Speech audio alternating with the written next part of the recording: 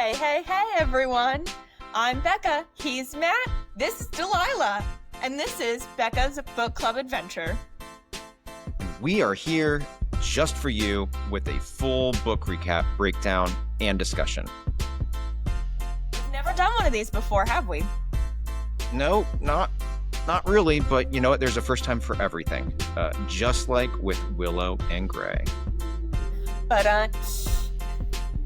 Okay, so do you remember the spoiler-free review you gave me of The Coven by Harper L. Do you remember the book at all? It's been a while. it has. It's been a good moment. But if I remember correctly, I think that was episode 8. If everyone wants to go back and listen to that first. But what I need to know is, did I give a good spoiler-free review for you now that you've read it? Yeah. Here's what I find funny about these spoiler-free reviews, right? We pretend to like tell so much. Who are the characters? What's the world? What's the conflict? What's the magic system? What kind of like fairies or witches or whatever do we have? And essentially, you can get all of that from like the first 10 pages of a book. But then it takes the author anywhere from 200 to 800 pages to get to the damn point. So I don't know, your teaser was completely adequate, told me everything I needed to know. And then I was completely surprised that I learned like all of that in the first chapter. Maybe the first 2 chapters. I'll give myself a pat on the back for that then. Yeah, no, it was good. And I was surprised that the book ended up illuminating a lot of the details that you hinted at. I don't know why, but because of like Lord of the Rings and the Wheel of Time and all of these long epics that I've read when I was growing up, I feel like it takes a long time to like tease things out, and you have to read between the lines to get details. And no. And in a lot of the romantasy books, the details are just like right there in your face. But point being, your teaser was great. You convinced me to read it, and it was a hell of a book. It was a lot darker than I was expecting. Yeah. And I think we should talk about it tonight. What do you think? I think we need a recap first, though. Sure. Okay, we'll do a recap. But before we do the recap, we have to thank today's sponsor, being an astronaut.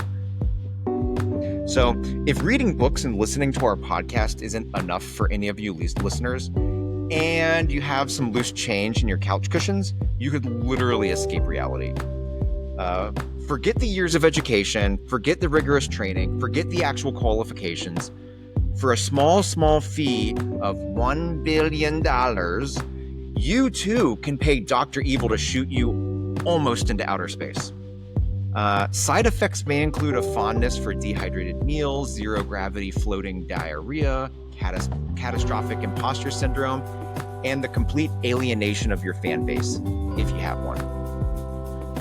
Use as directed by billionaires with too much money or pop stars with extremely confused PR teams.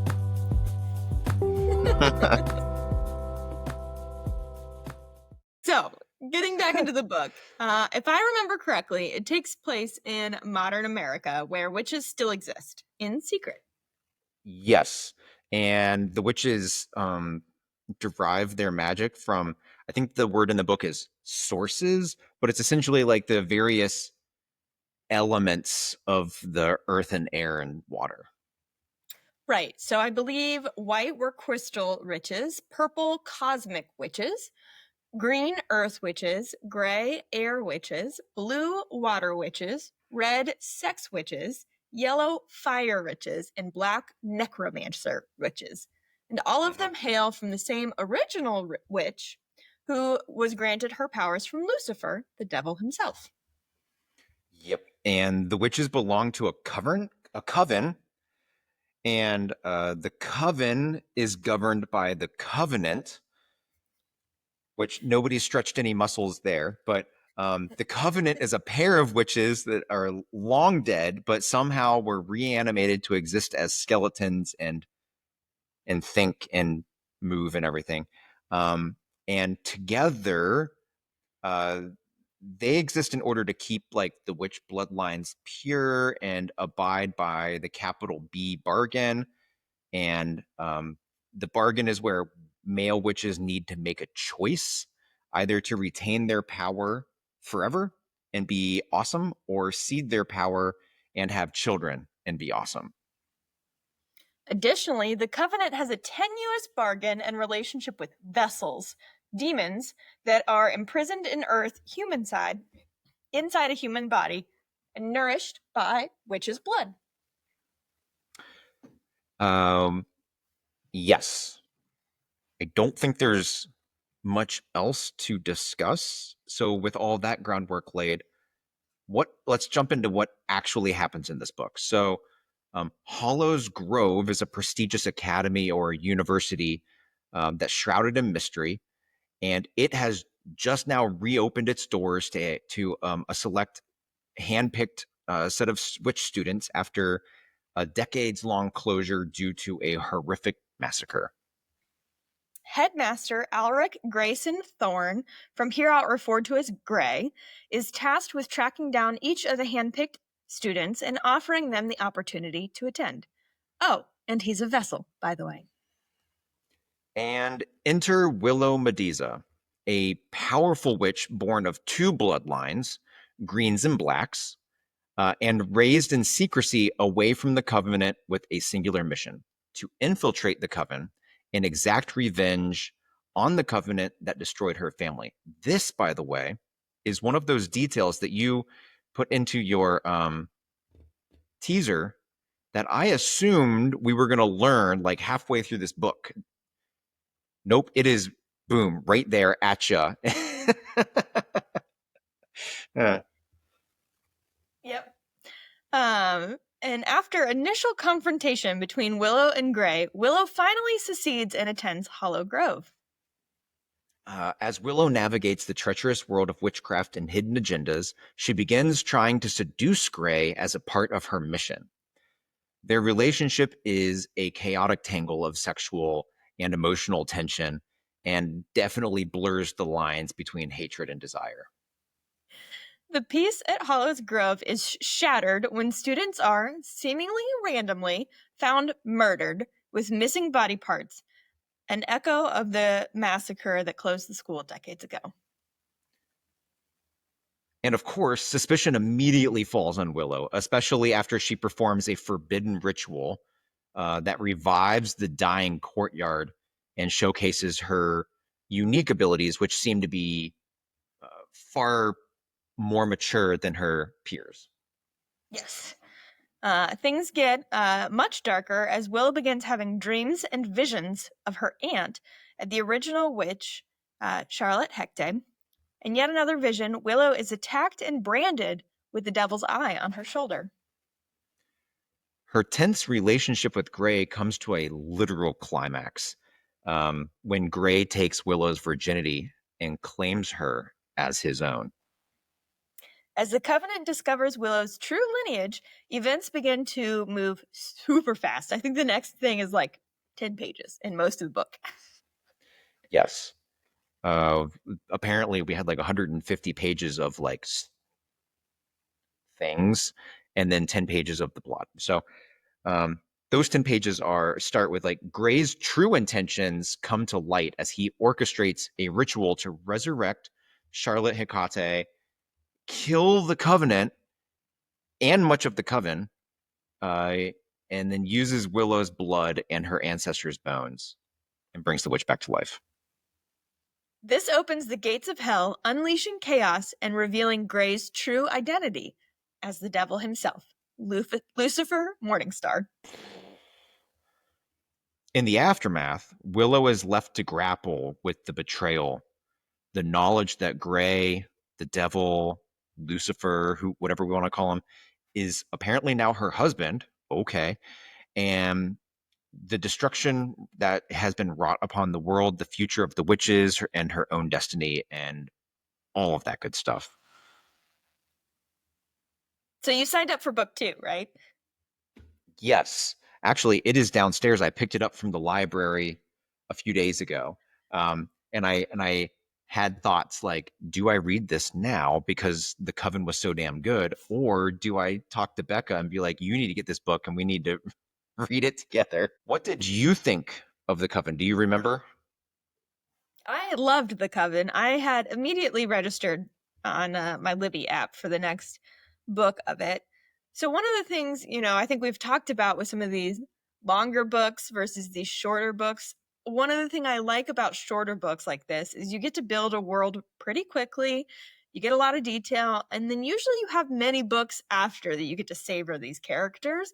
And so I'm excited that I get to kind of put the book down for a little bit, enjoy what I just went through, but then also revisit these characters pretty quickly. Yeah, I loved it.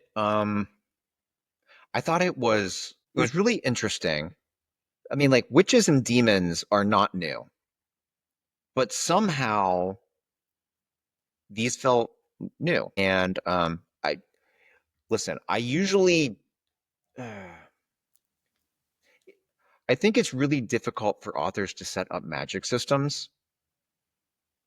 Maybe not set them up, but like teach the reader about them, because usually that involves some sort of like Gandalf-esque um, character kind of giving info dumps, and you as the reader, you're like, okay, let's get through this shit. But when you put everybody into a school, it's like the perfect setting for how are you going to learn about this stuff. Um, and I don't know if I like fully understood that, because, like, for example, when you read Harry Potter, the like 3/4 of every single book is inside of a school, Mm-hmm.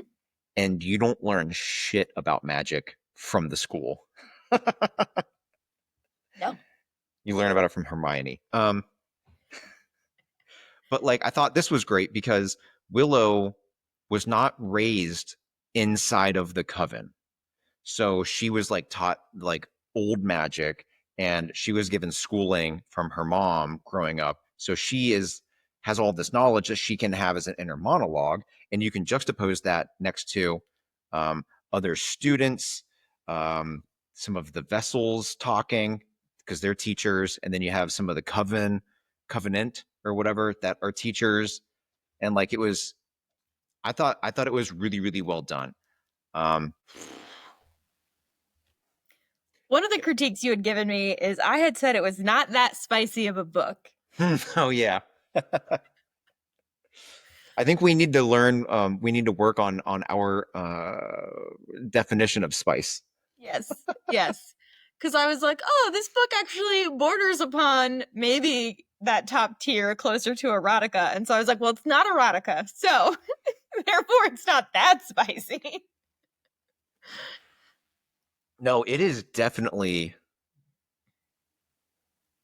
It is definitely sexual Mm-hmm. I for think sure, for in sure.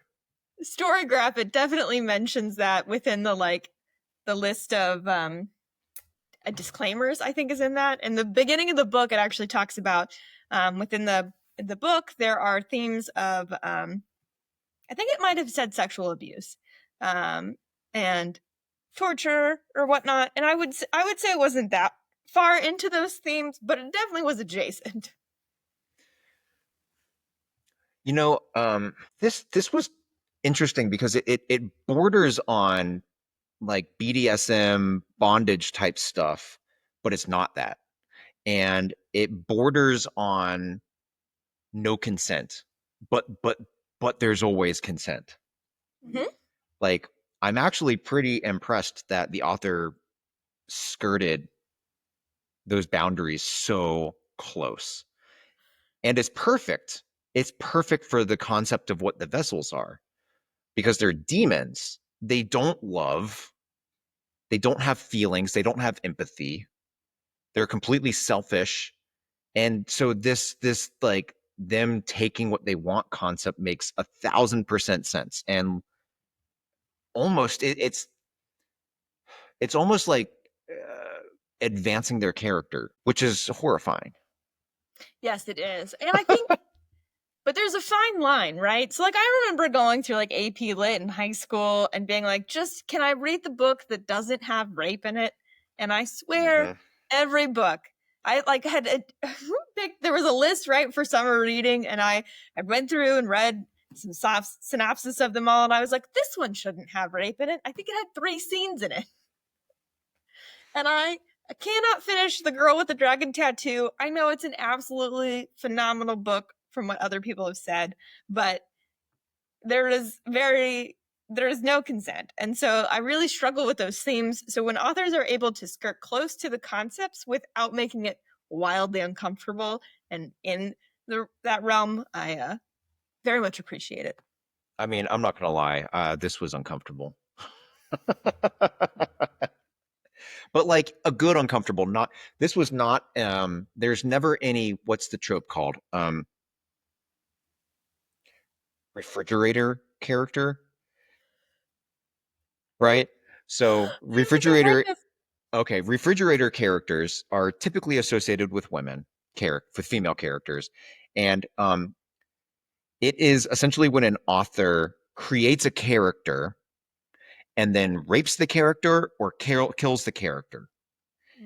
And like that's the purpose of the character, because then that is the catalyst for the real main character to go on their journey and develop powers or save the world or whatever. To Danica. Actually, yes, Danica was totally fridged. But you see that in a lot of TV shows, and you see that in a lot of male author books where the mother was offed in the first chapter, or the wife was raped and murdered, things like that. And anyways, Harper L. Woods, I mean, you could have almost thought about that about Willow's mom, but then she goes a step further, and like you have all of these domino effects that go back to the beginning of the witches that all had to fall for Willow to be born, and this, that, and the other thing. So it's not Willow's mom, it's like everybody. Willow's mom is dead before it begins, and I don't think she dies of malicious intent. Like, I think it seemed pretty obvious that she was planning it. Yeah. Can we talk about Gray and the vessels for a second? Yes. Okay, so vessels. You don't really. So this was one of the things that they don't really tell you what a vessel is up front. Like this actually takes like 10 something chapters for them to tell you. So I was all like, are they vampires? Right. But no, they're not vampires. They're demons. But like everything that they do is vampire-esque. They have the fangs, and they are only nourished by blood, specifically witch blood. So they like bite, like they feed on you from your neck like a vampire. And then just like, all the vampire books, they're like super strong, they're super fast, but they have pasty skin and dark hair, and they're super somehow beautiful and sexy in some way. Perfect Edward Cullen. I was trying not to say that, but yes. But it seems to me that you have like all these different kinds of demons. So like obviously we find out at the end that Gray is actually the devil, Lucifer, who had been trapped in a human body for I'm sure we'll find out in book 2 why. But then some of his other vessels are low peon demons. I'm guessing some of them are some of like the, I don't know, director VP level demons. And like that's super interesting to me. And we get like a really quick snapshot that there are werewolves in it when Willow runs away from the school at one point. Oh yeah, the cursed. Yes. And you're like, okay, so we do have these other mythical creatures that we got in one chapter randomly. I completely I mean, I didn't forget about them, but they're not called werewolves. No. But you're right, they're totally werewolves. Cool. I love it when authors do this, when they take familiar concepts, give it a different name and spin it slightly differently. And so then the whole time you're trying to figure out, well, what trope are we playing? Mm-hmm. And if we're not playing into this trope, are we going to this trope? So I always enjoy that because I think there is still a level of significant creativity there. And the second book is called The Cursed. So we're going to learn a lot about the cursed or the werewolves or whatever. Maybe. Well, yeah, fingers crossed. And it all okay. So blood. Let's talk about blood for a second. Okay, so vessels feed on witches. They have to have witch blood in order to survive. And this ostensibly is because witches derive their magic from their blood. Like the magic, they pull the magic from the sources in the earth, but it seems to live in their blood because they can make blood offerings. Blah blah blah blah blah. Okay. And this pulling of the source must be passive because it doesn't seem like they have to do a whole lot of work to do it. No, so Willow gives offerings to various plants to drink her blood, and then the plants almost like do her bidding. It's like a very symbiotic type of relationship. I do like how they talk about the duality, balance of blood in the world. I know that's a big trope in fantasy that things really only work when they're in balance, which is like a huge parallel to probably why our world is not working. Anyway, but okay, vessels also want witches to drink the vessel's blood because then the vessels can control the witches because the vessel's blood is inside of the witch. Yeah. This back and forth really confused me. But witches can't control the vessels when the witch blood is inside of the vessel. Yes. And the vessels can, if they feed off of the same witch for long enough, which is part of like the covenant's bargain with the reaping, that you like the vessels go around and pick different witches so that you can't have this one vessel to one witch thing. If they do have the one vessel feeding on the one witch all the time, it's almost like the vessel can start using or feeling the witch's powers. Okay. What do you think of the reaping? The reaping felt very weird to me. A little forced? A little forced. I understand why the author used that kind of plot point, but it felt, yeah, forced is pretty much the best word for it, right? So this reaping concept is that basically all of the chosen witches will offer their blood, and they can do so basically blindfolded and tied up, and then the vessels will go and drink the blood for their pre-assigned witch. And it's all fine and dandy. The witches believe that this is a necessary offering. They do it. Willow has a full-out meltdown because it's weird. Yeah. And I think that's where, and we get more into why Willow had a meltdown with this at the very end of the book, because we allude to that she's been through some traumatic events with her father. Okay. So I don't know if the reaping is like completely necessary because, right, it's part of the covenant's bargain with the vessels. And at the end of the book, Gray like kills the covenant. So is there going to be more reapings in the future? Because if not, why in the world did we? I don't know. The only thing I can think of is it comes back to that trauma that she experienced that we got a very slight idea of right at the end of the book.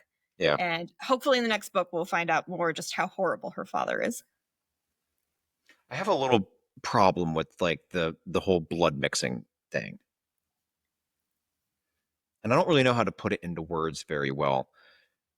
Other than if the magic lives in their blood and then the witch drinks a lot of vessel blood, does the witch's blood begin to get diluted?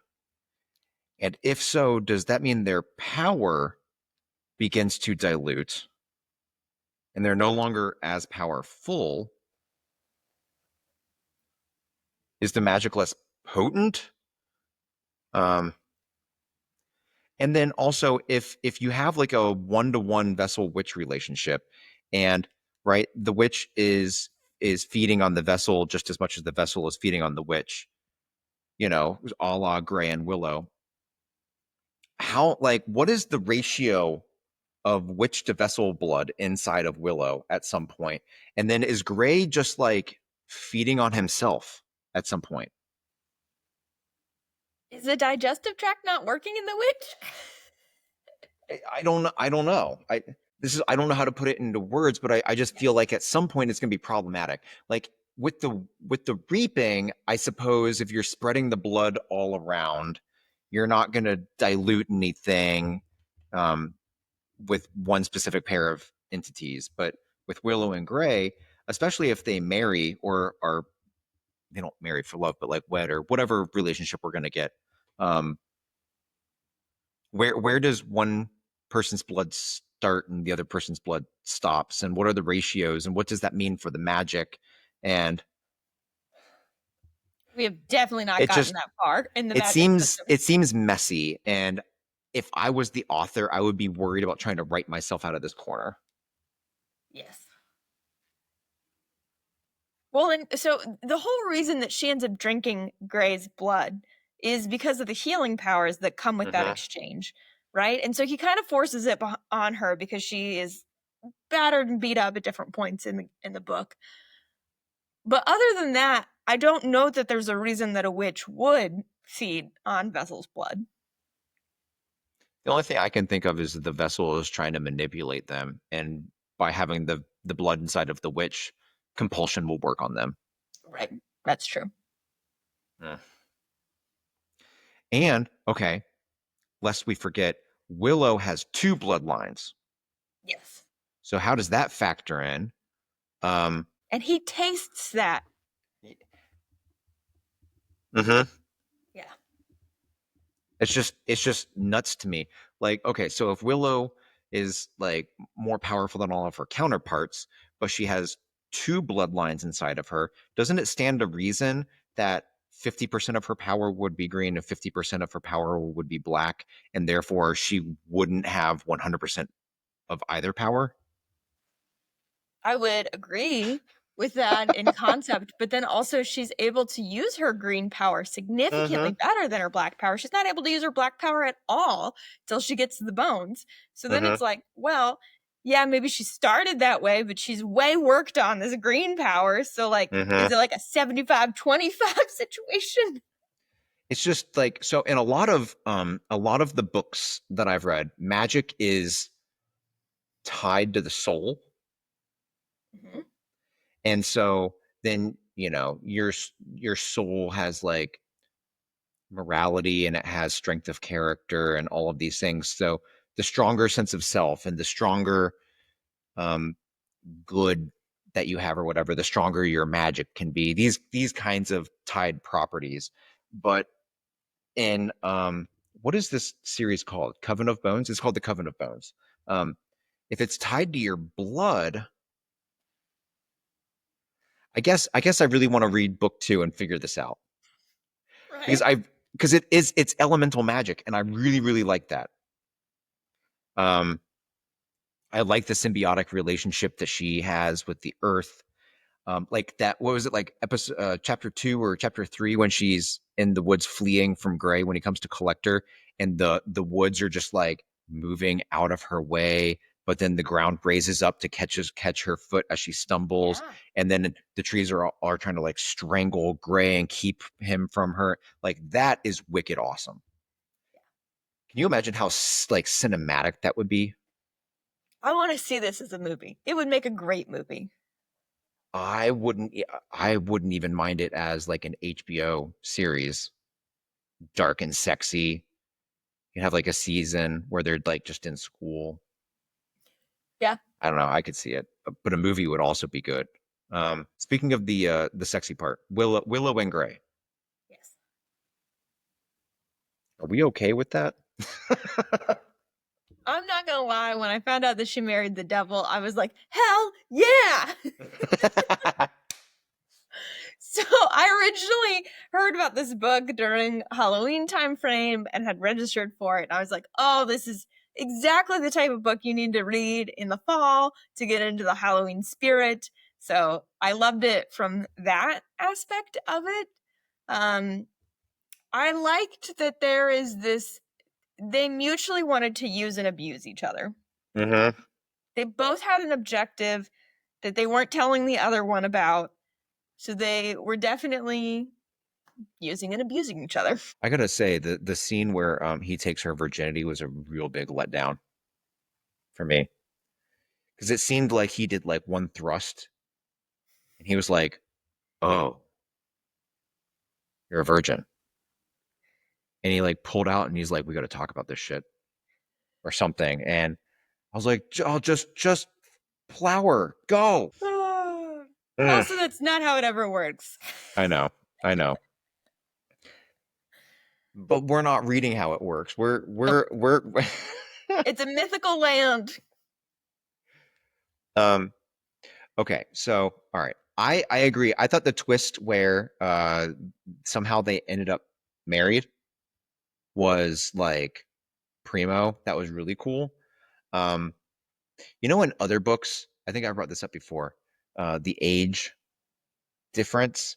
Mm-hmm. So if we're talking about Crescent City, right? Hunt is like 250 and Bryce is 25. Mm-hmm. That's a pretty big age difference. And then like Akatar, Reese is like 500, 400 or 500, and Feyre is like fucking 19 or something. Yeah. Rowan in Throne of Glass, he's like 400, isn't he? I think he's an unnamed number of years. Or he'd be old. And Aelin is like 20 by the time the books are done. Yeah. Okay, this Willow is 20, so that's good. Gray, we don't get a definite age on Gray, but Gray has been around since the beginning. I think the line is like the beginning of existence. Yes. So we get this implication of centuries. So that's a huge age difference. Yeah. How does that never bother us? I mean, like when you actually verbalize it, it's kind of like ick. But when you're reading the book, you're like, oh yeah, I'm here for it. Give it to her. Well, it doesn't make sense why someone would wait centuries for a 20-year-old to show up. Like, oh, you're so special. You're the one I've been waiting forever for, right? Like it way dramatized that narrative of like, yeah, okay. Once is she really that much of a star? I mean, apparently.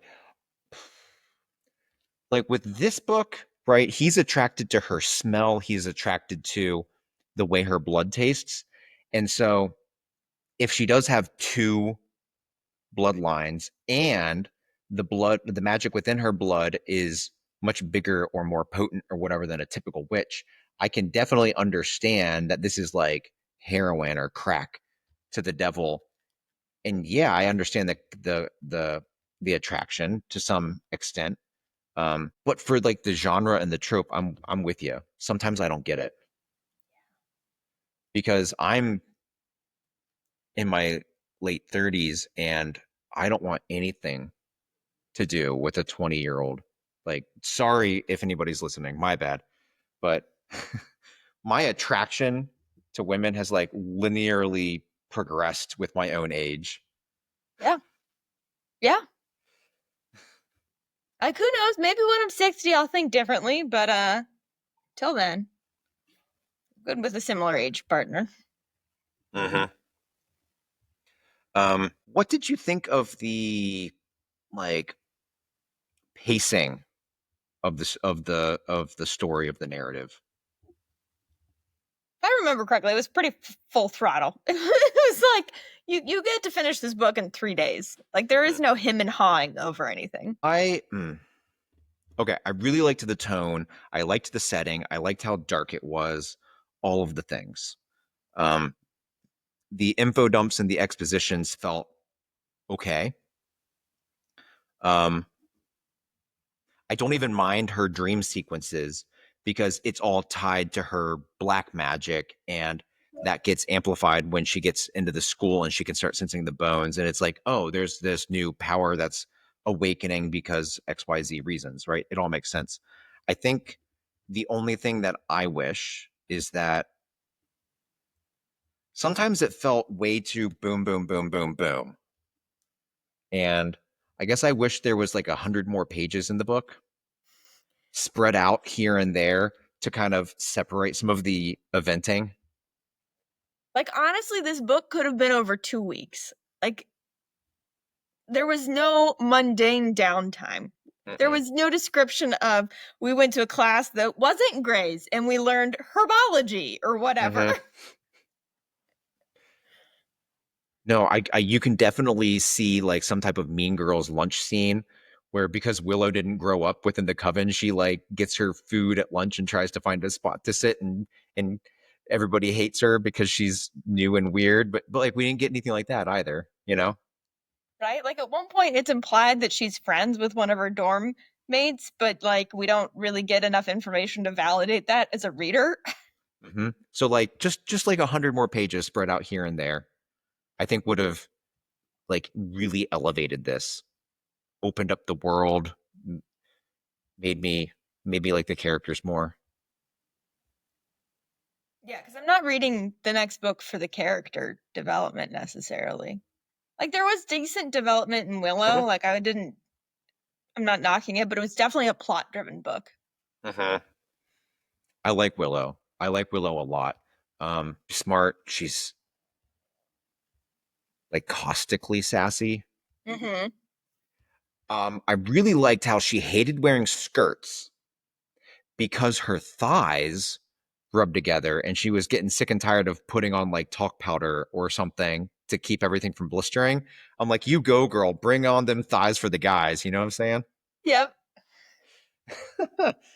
um, I don't know why. I have a little bit of a thing against the wafy, medium sized wind is going to blow her away type of female heroines.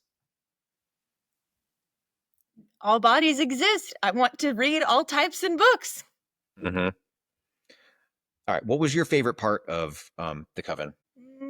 I don't think it was one particular moment, but I really liked the magic system that was set up. I think it was well developed for a really short book. Yes. Everything about the magic system was very familiar within the genre, but it too felt new and fresh and different.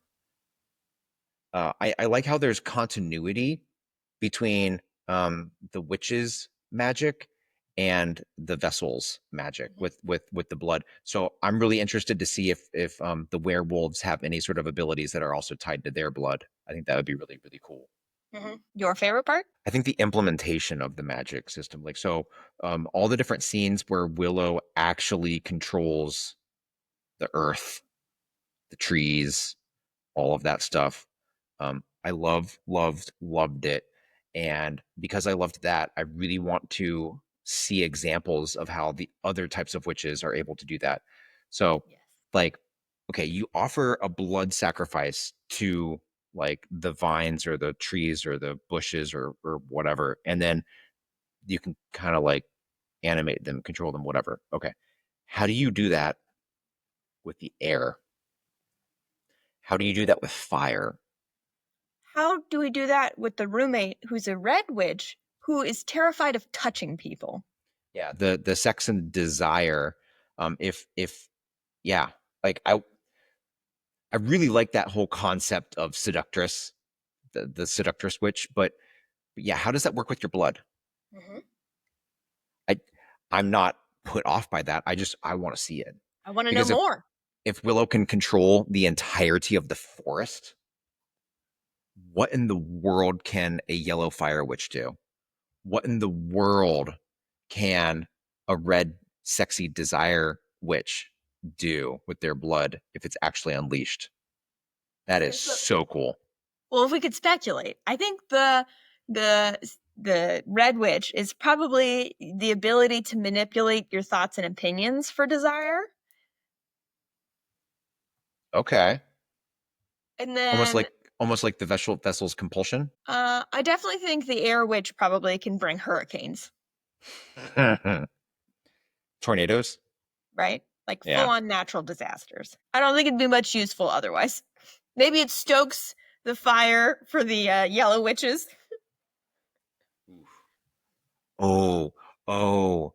I wonder if Willow will always be the only witch of two bloodlines, or if we'll get another outlier of like an air witch and a fire witch, because you need air and oxygen for fire to rage.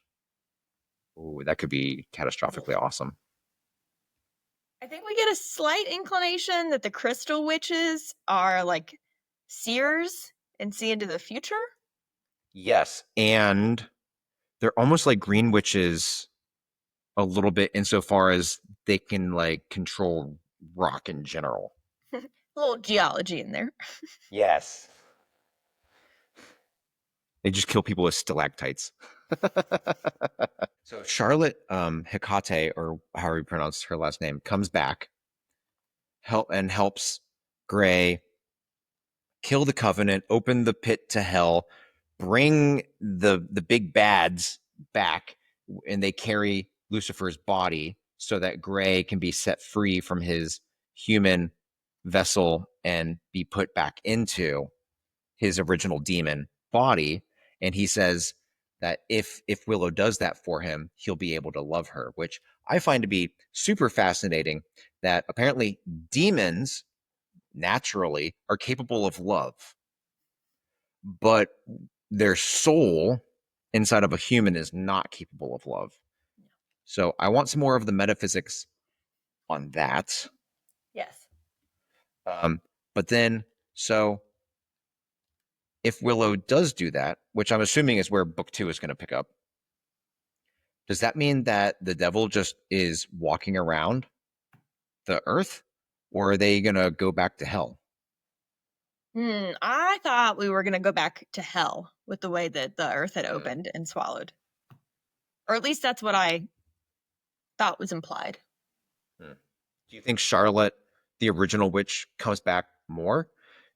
Sadly, she seemed like a pretty benevolent character. Mm-hmm. Like she had some knowledge to drop and some good intentions and whatever. I think Willow, at the very least, gets more visions from her. Okay. Okay, so when does Libby say that you're going to get that book? When do you want the second book? Should I return my library book